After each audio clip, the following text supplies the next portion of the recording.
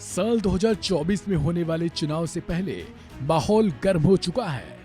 विपक्ष एक मंच पर खड़े होने की कोशिश कर रहा है तो दूसरी ओर बीजेपी विपक्ष को बिखेरने की कला में लगी हुई है। बीजेपी की ओर से लगातार विपक्षी गठबंधन को घमंडिया गठबंधन के तौर पर प्रस्तुत करने की भरपूर कोशिश की जा रही है। हाल ही में विपक्ष की ओर से भोपाल में की जाने वाली रैली भी कैंसिल कर दी गई, तो इधर कांग्रेस वर्किंग कमेटी में मंथन चल रहा है। हैदराबाद में चल रहे बैठक में सनातन पर उपजे विवाद को लेकर चर्चा की गई। हालांकि कांग्रेस की ओर से इस बात का खंडन किया गया कि बैठक में सनातन को लेकर किसी तरीके की चर्चा हुई हो। सूत्रों की माने तो छत्तीसगढ़ के सीएम भूपेश बघेल और मध्य प्रदेश के पूर्व सीएम दिग्विजय सिंह ने सनातन पर बोलने से पार्टी को नुकसान होने की संभावना जताई। इसे लेकर कांग्रेसी नेताओं ने जमकर मंथन किया।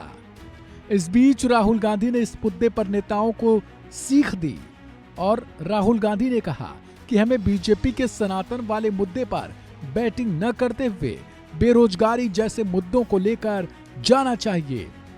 राहुल गांधी ने नेताओं को चेताते हुए कहा कि गरीबों और शोषितों के मुद्दे को लेकर जनता के बीच पार्टी को स्थापित करें, क्योंकि वही कांग्रेस के कोर वोटर रहे हैं। बैठक में राहुल गांधी ने यह भी सलाह दी कि जातिगत भेदभाव को दूर कर गरीबों के मुद्दे से ही मतलब रखें।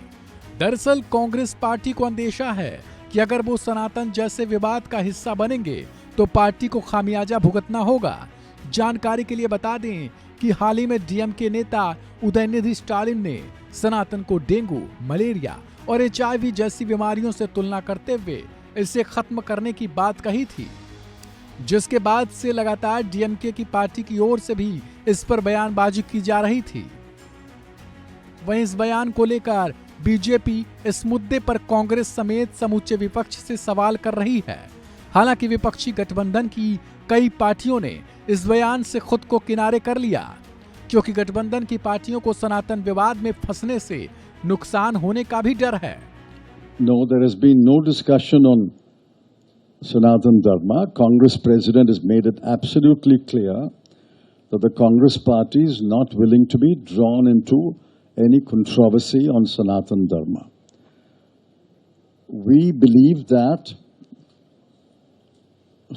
Sarva Dharma Sambhav, equal respect for all religions, and we stand by that position.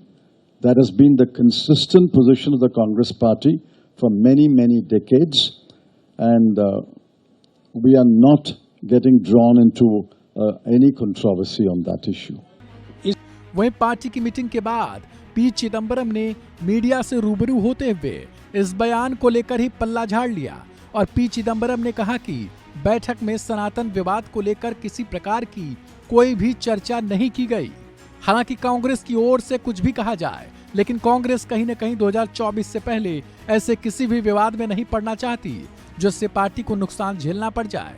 जाहिर सी बात है, कांग्रेस को अभी देश में पुराने समय की तरह लोकप्रियता हासिल करनी है और इन विवादों में पड़कर वो किसी भी प्रकार की हानि उठाने की सोच में नहीं है।